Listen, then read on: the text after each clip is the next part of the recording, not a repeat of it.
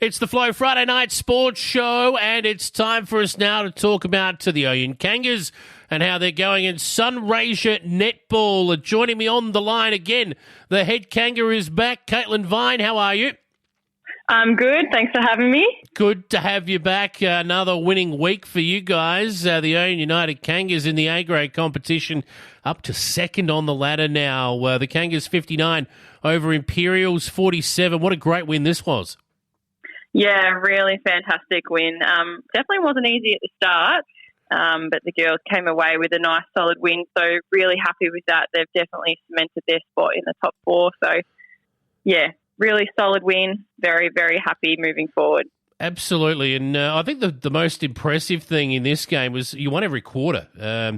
Only 6 in front at the half, but just pulled away a little bit in every quarter to get the overall win by 12 goals. So, gee whiz, if you're a coach, you're winning every quarter, you're winning games against good teams by 12 goals, geez, you've got to be pretty happy with that.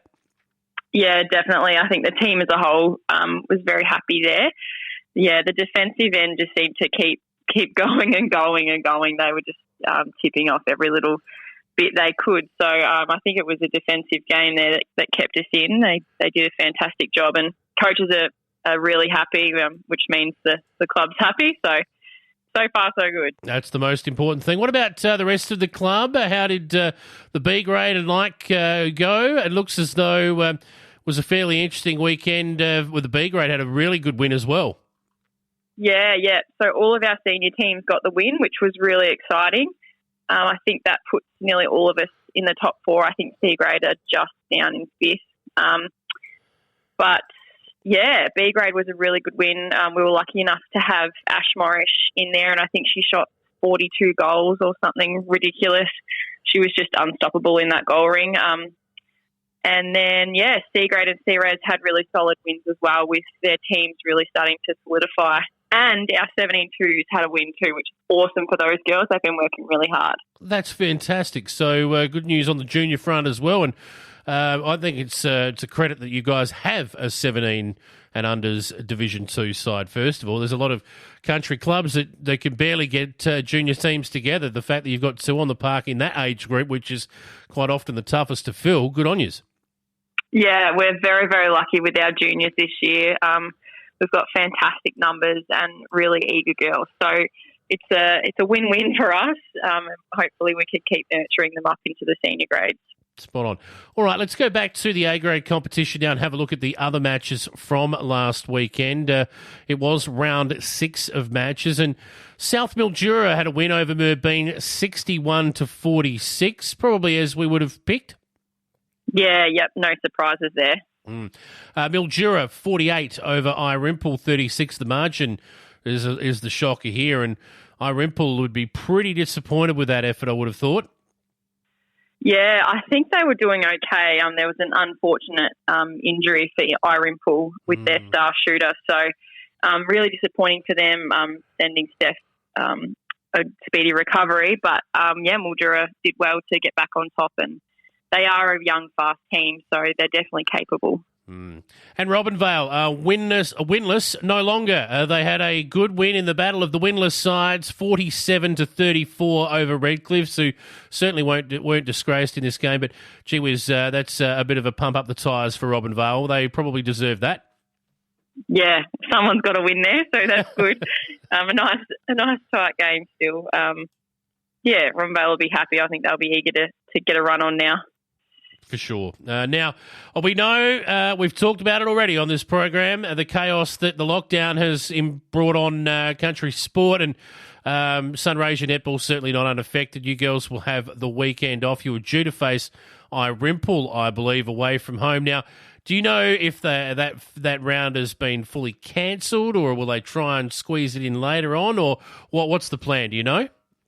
Yeah, so really disappointing to find out yesterday that we're heading into a lockdown for 7 days. So not sure. We know that the round's cancelled, but we don't know if or how it's going to work at this stage.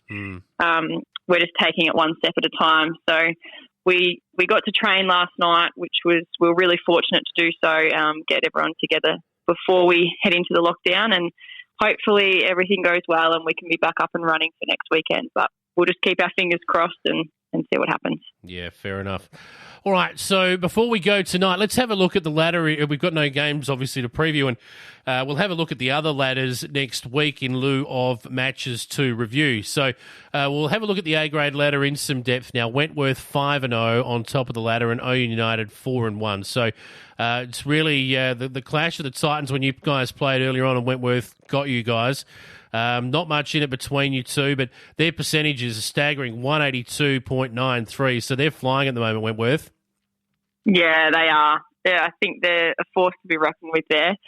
But we only went down by those couple of points, and I think our A-grade team is really starting to come together, and I think they're going to be a force too. So I'm pretty confident that when we meet again, it'll be a really tough game, but I think we'll be able to get on top. So keeping our fingers crossed there.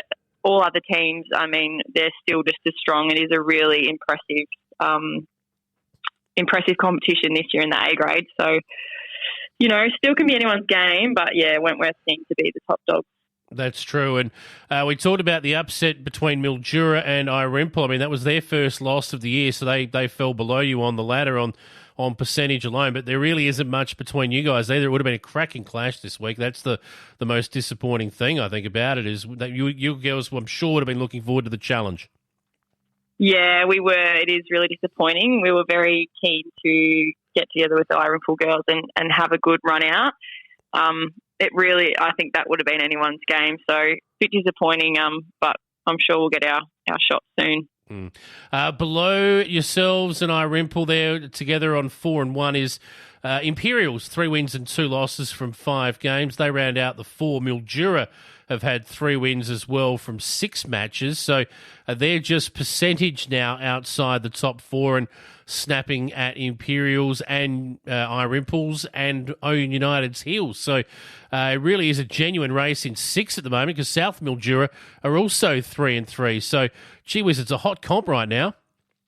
It is. And even those games we go into maybe a bit more confident, we still need to try and keep our percentage up and still work really hard, because that might be the decider at the end of it, with how tight it is. So could very well be. 7th, 8th and 9th on the ladder. Merbein and Robinvale have had 1 win each. They're 7th and 8th respectively. Redcliffe's yet to break their duck.